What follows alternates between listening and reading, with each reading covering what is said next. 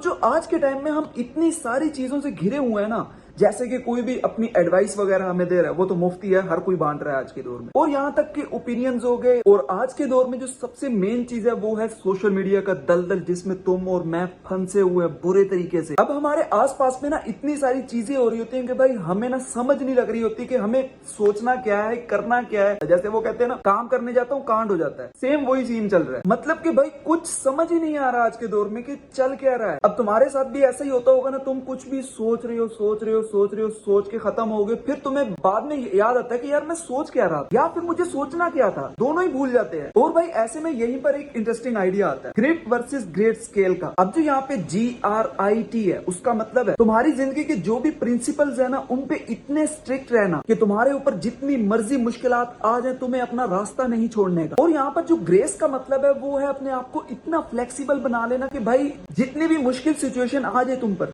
तुम उसमें फ्लेक्सिबल होके एडजस्ट हो जाओ। लेकिन यहाँ पे एक चीज का ध्यान रखना, अगर तुम किसी दूसरे के पर्सपेक्टिव को समझ रहे हो तो यहाँ पे सिर्फ उन्हीं के कहने पर मत रहना, अपना भी साथ में कुछ रखना कि भाई मैं भी वैल्यू रखता हूँ। यानी कि भाई किसी ने तुम्हें कुछ कहा, तुमने बगैर सोचे कर दिया, ऐसा नहीं करना। तुम्हें वहां पे रुकना है, सोचना है, समझना है, फिर एक्शन करना है। अब तुम्हारी असल जिंदगी में ना मैजिक तब होगा जब तुम इन दोनों चीजों को बैलेंस बना के चलोगे। ना इतना रिजिड कि भाई तुम टूट जाओ आसानी से, और ना ही इतना फ्लेक्सिबल बन जाओ कि भाई हर कोई यूज कर ले, और इससे तुम्हारी आइडेंटिटी भी चली जाएगी। अब जैसे कि मैं तुम्हें कहता हूँ कि भाई ये रास्ता ही सही है, तो तुम्हें ये नहीं मानना कि भाई अगर ये बंदा कह रहा है कि यही रास्ता सही है तो यही सही है। तुम्हें वहां पे रुकना है, आंखें बंद करके तो भरोसा बिल्कुल नहीं करना। पहले तुम्हें देखना है कि भाई इसमें तुम्हारी वैल्यू फिट हो रही है या नहीं हो रही। और यही तो होती है सेल्फ थिंकिंग स्किल। और सबसे इंटरेस्टिंग बात कि भाई अगर तुम अपने लिए सोच रहे हो तो वो ईगो नहीं है। अब ये जो है ये एक स्किल है जो कि प्रैक्टिस करने से आती है। जैसे वो कहते हैं ना कि हम हर किसी को नो नहीं बोल सकते, तो नो बोलना सीखो भाई।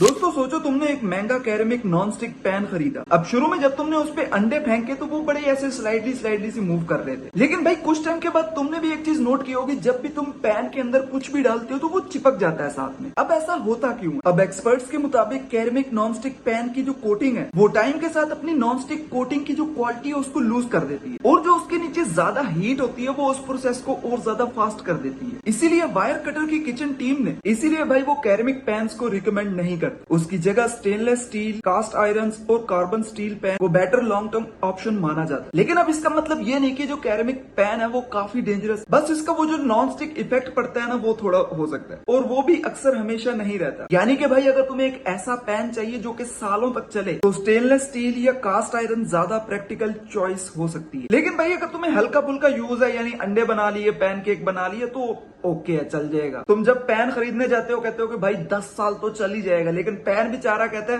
भाई मैं अपनी पूरी कोशिश करूंगा, जान लगा दूंगा मैं अपनी, और वो पहले साल ही खराब हो जाए। दोस्तों तुमने एक चीज देखी होगी, जब भी तुम अपना फोन 5 मिनट के लिए उठाते हो भाई, जब पता चलता है तो 1 घंटा निकल जाता है। हालांकि अगर तुम्हें कोई नोटिफिकेशन नहीं भी आ रहा, तुम तब भी अपना मोबाइल फोन पगलू इस्तेमाल करते रहते हो, ऐसे ही बस दिखावे के लिए कि भाई अच्छा ठीक है, फिर रखा, फिर देखा, फिर रखा, बस यही चल रहा होता है। ऐसे में भाई तुम 3 सिंपल चीजें ट्राई कर सकते हो। अपने इस फोन से थोड़ा दूर रहो, जब तुम्हें कोई भी काम करना हो या स्टडी करनी हो, अपने फोन को अपने आस पास भी ना रहने दो, इतनी दूर रखो कि भाई तुम्हारी पहुंच से दूर हो जाए, दूसरे कमरे में जाके रख दो। इससे जो है तुम्हारा बार बार मोबाइल फोन उठा के चेक करना जो है वो काफी कम हो जाएगा। तुम्हें वहां तक जाना पड़ेगा, दूसरे कमरे तक, तुम आलसी हो, थक जाओगे। नंबर 2 है कि भाई अपने नोटिफिकेशन ही बंद कर दो। जो भी कोई नोटिफिकेशन आता है ना, चाहे वो तुम्हारे काम का हो या ना हो, तुम एक बार मोबाइल ऐसे बंद ऑन करके तो लाजमी देखते हो। इसीलिए भाई सिर्फ जरूरी नोटिफिकेशंस को ही ऑन रखो। नंबर 3 है कि भाई अपने फोन को अपने बेडरूम से ही बाहर निकाल दो, पक्का ऑप्शन यही है। अब अगर तुम रात को सोने जा रहे हो, तुम्हारे हाथ में मोबाइल फोन है, तो स्क्रोलिंग के चांसेस बढ़ जाते हैं। फोन को थोड़ा दूर रख दो, बेड पर जाने से पहले फोन को थोड़ा दूर रख दो,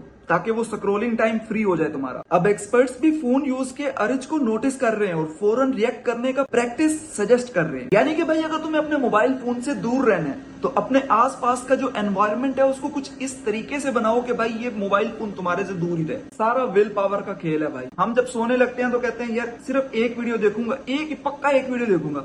मोबाइल कहता है ना पुत्र ना, तू 50 वीडियो से नीचे जाके दिखाई मुझे। और तुम ऐसे करते करते करते करते पता नहीं कहां से कहां निकल जाते हो।